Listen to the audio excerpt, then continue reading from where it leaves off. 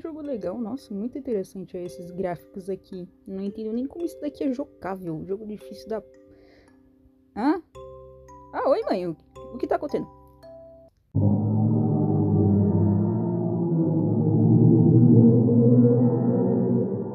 Ah, ok.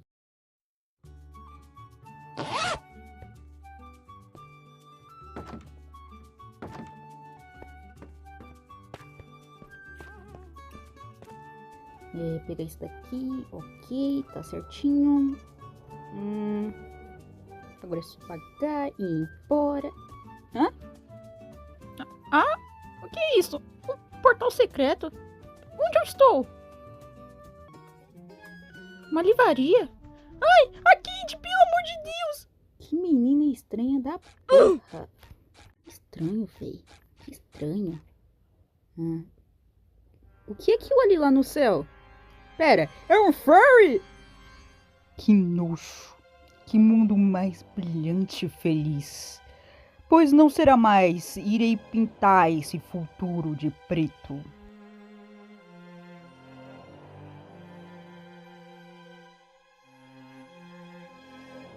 Ah, o que é isso? Você tá perguntando que anime é esse? Bom,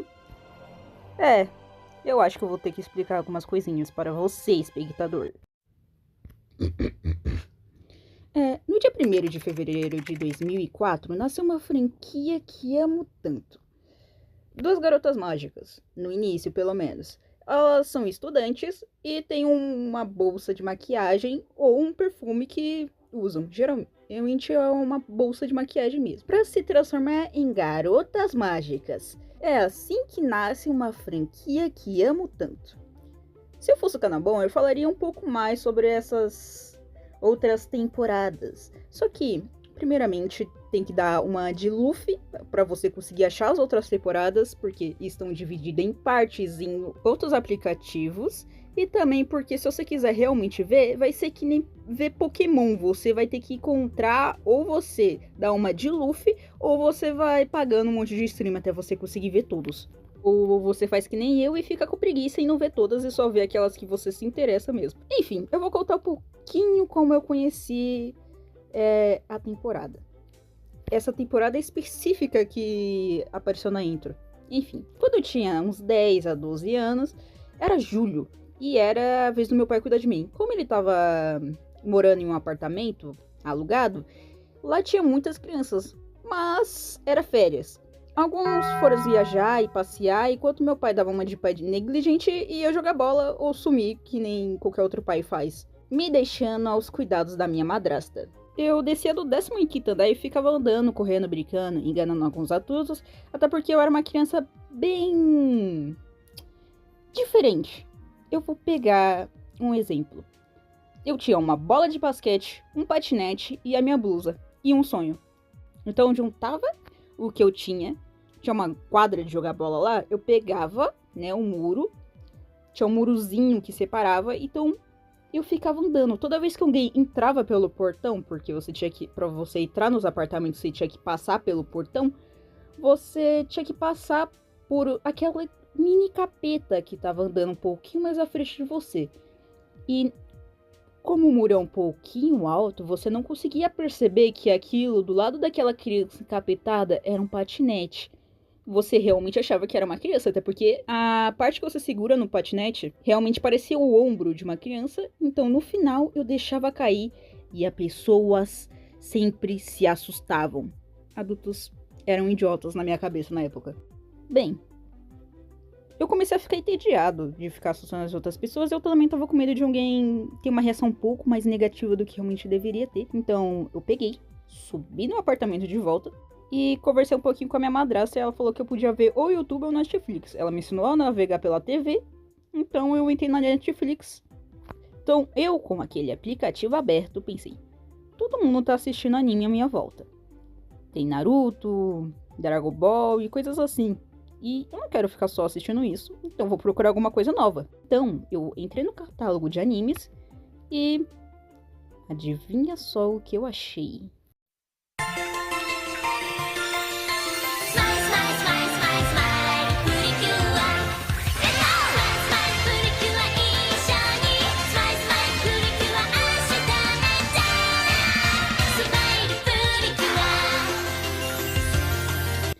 Enfim, depois de vocês terem visto essa intro maravilhosa que eu assisti, dá até um arrepiozinho, porque eu fiquei nostálgico, eu vou apresentar nossas protagonistas para vocês.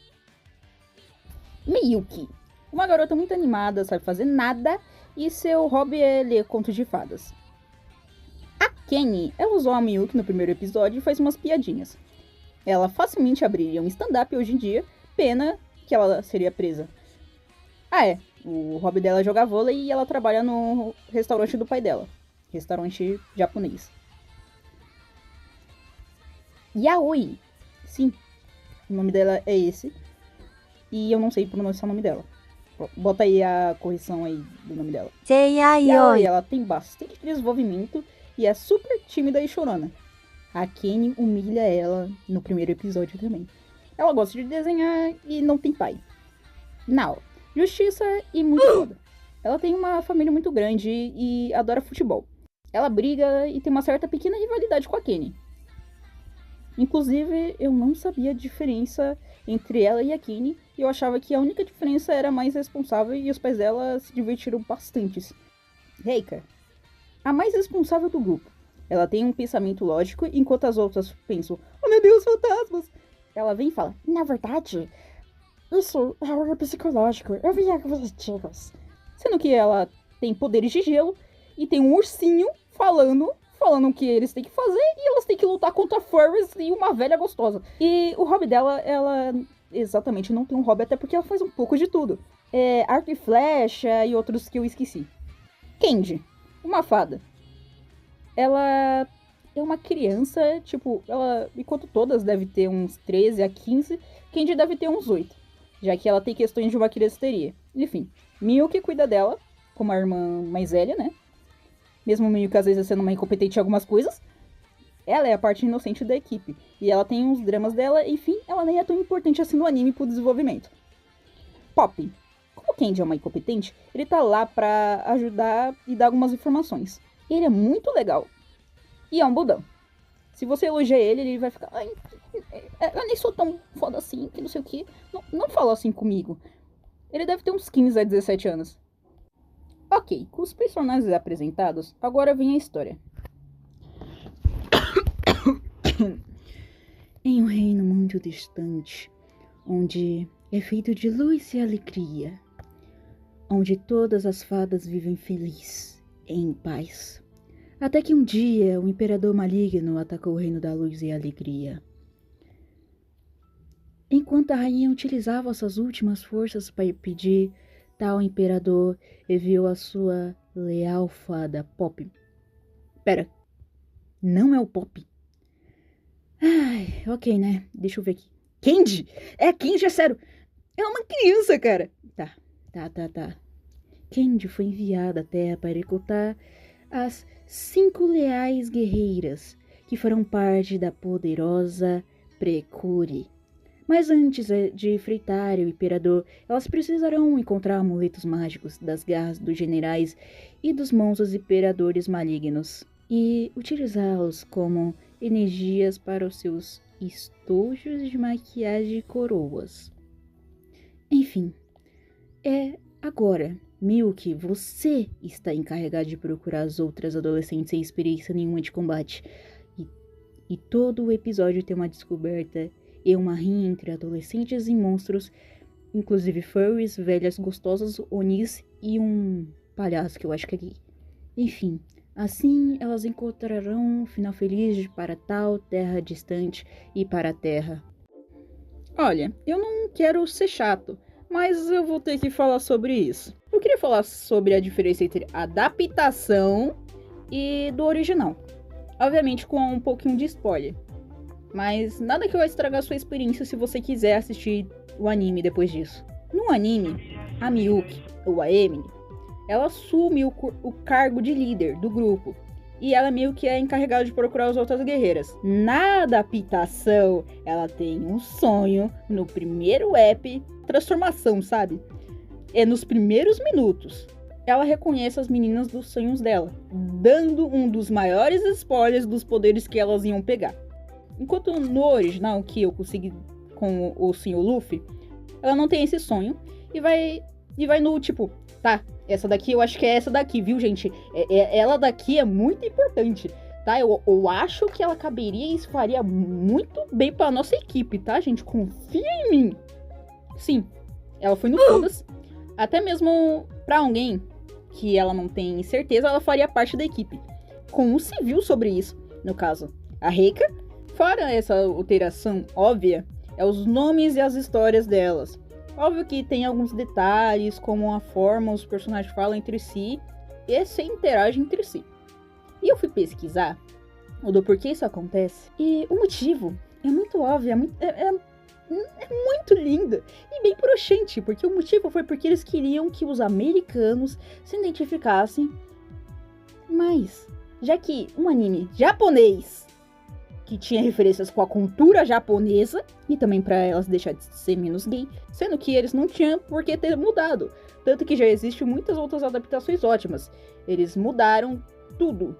Até mesmo tiraram alguns apps, que eu vou falar sobre eles. Inclusive tem outros animes de outras adaptações, como Sailor Moon, outras coisas assim, que você pode ver que eles fizeram até que um bom trabalho, assim dizendo. Na minha época, eu assistia pela Netflix. Quando eu cresci e comecei a dar uma de Luffy, porque eu não tinha dinheiro pra pagar essas coisas, já que eu não trabalhava, eu tinha uns 13 anos, eu fui pesquisar um pouco, já que a série acabou, e eu fui pesquisar no YouTube, e descobri que o original e o dublado tem uma diferença. E eu fiquei tipo, como assim tem uma diferença? Aí eu fui ver, tem uns 4 apps que não entraram. Na verdade são mais de 4 apps. Mas a maioria deles eu chorei, porque eles são lindos, eles são maravilhosos, são apps que eu pensei, como eles tiveram a audácia de tirar? Tipo, tem um app zoeira, né? Que é um app que aparece 2 precure. E as 2 precure são 2 machos. E isso era uma referência pra lá, que era, se eu não me engano, 2 comediantes. E eles agiam como literais Neandertais. Eu não consegui rir muito na época, mas hoje em dia, quando eu olho, eu penso, puta que pariu, que tipo de app é esse? Enfim, os apps que eu chorei porque eles tinham a ver com a família e a perda. Tipo, a gente sabe que o pai da Yaoi tá morto. É explicado o significado do nome dela junto com a explicação da onde tá o pai dela, que tá morto. E o app se passa em ela tentando descobrir o significado do nome dela, porque quem deu foi o pai dela que tá morto e ela não lembra. Como ele morreu quando ela ainda era muito novinha, então ela tava tentando lutar contra isso, tentando lembrar o significado do próprio nome, já que no Japão é importante o significado do seu nome. Por exemplo, a Miyuki, tipo, ela tem algum significado do nome dela de felicidade ou alguma coisa assim. Provavelmente vai aparecer aí na tela, se eu tiver com paciência. O nome do significado de cada uma, da Miyuki, da Kenny, da Yaoi, da Reika, da Nao, que eu nunca sei falar o nome dela. Enfim, também teve outro app que tem a ver com a Kenny, que é um app, tipo, dela tentando descobrir a receita secreta do pai dela, porque ela queria ser melhor do que o pai dela. Não melhor, tipo, oh meu Deus, rivalidade, mas tipo, eu quero ser que nem o meu pai, eu quero ser foda.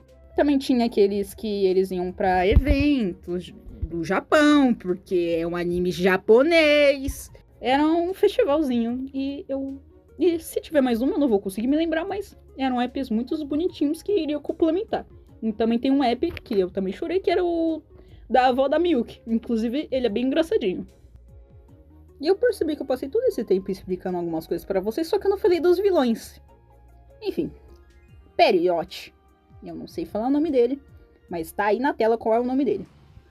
O principal antagonista e o imperador do Bad End, que é final infeliz, ou final ruim, que busca o final infeliz. Ele é o rei, mas ele tá adormecido e ele tem uma aparência bem Joker. Ele é praticamente o general. Ele tem essa coisa bem açucarada. Ele vive fazendo pressão desde o início que ele aparece. Ele é simplesmente um vilão muito... Assim, ele tem aquele coisa de vilão que você... Warfro. Ou Warfro, não sei. Esse furry aí. Ele é o lobo mau. Ele é um lobo motoqueiro, furry. Enquanto eu fui pesquisar algumas coisas sobre ele, até porque eu tô pegando da minha memória, e um pouquinho do Google, eu vi algumas coisas muito interessantes. E também foi quem apareceu na intro. Ele é desse jeitão mesmo. Ele é bem até que diferente do que eu tô acostumado de furry. A Kaoni é um chifrudo burro. A Oi tem muito medo dele. Tipo, muito medo. Ele é burro e... bem, ele é um Oni. Ele é um demônio. Aí, ó. Majoria. Uma velha bruxa que faz umas punções. E uma velha. Bem, tipo... bem filho de uma puta.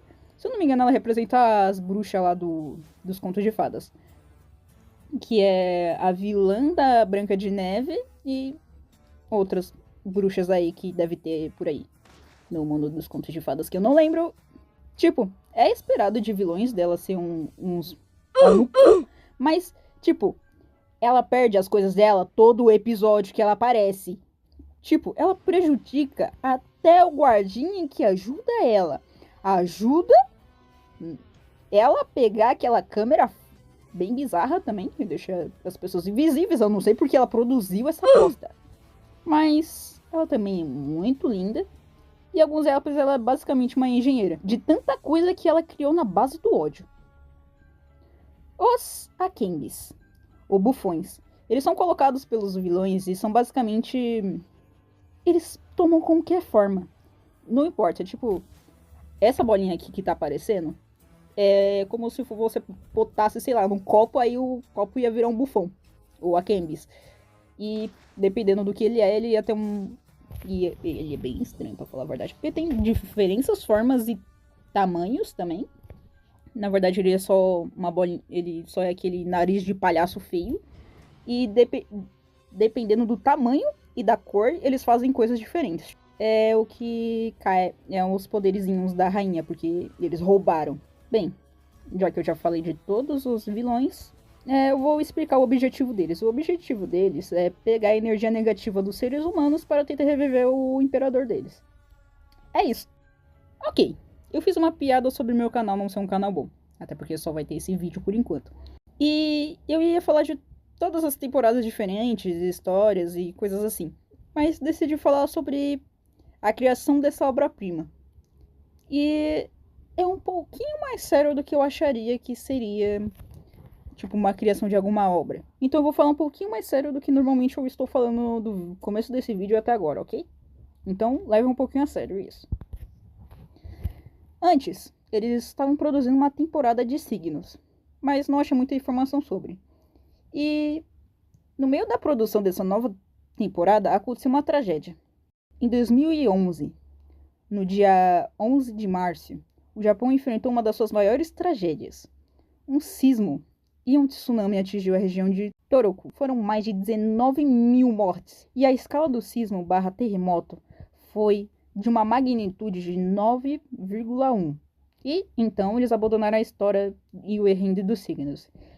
Eles queriam criar algo que pudesse dar esperança depois de 19 mil mortes. Depois de uma tragédia. Algo que pudesse brilhar na luz. Ou a luz no fim do túnel, seja para os habitantes do Japão ou para pessoas do mundo todo. Eles queriam dar esperança e o sorriso de volta para todos. Opa, tudo bom? Eu sou o Caos da edição. Eu tô terminando os últimos detalhes e nesse dia eu irei postar ainda o vídeo. Então se você está ouvindo isso é porque eu já postei. Eu não troquei. Eu vou pedir para que você faça aquela coisa lá que você sabe, você tá no YouTube faz tempo, dá o like, se inscrever, se dá para hypar o vídeo também, por favor, ou compartilhar com alguém que você conhece, porque o canal tá muito no começo. Eu tô tentando fazer esse vídeo desde 2022. É muito tempo, porque faz muito tempo que eu queria fazer algo relacionado a esse anime, porque eu gosto bastante. E também, os próximos vídeos vão sair, até porque eu tenho uma lista de 22 ideias, temas, né, para eu fazer de vídeo. E muito obrigado pela sua atenção. E a frase do final do dia viemos porra, mas no final não somos porra nenhuma.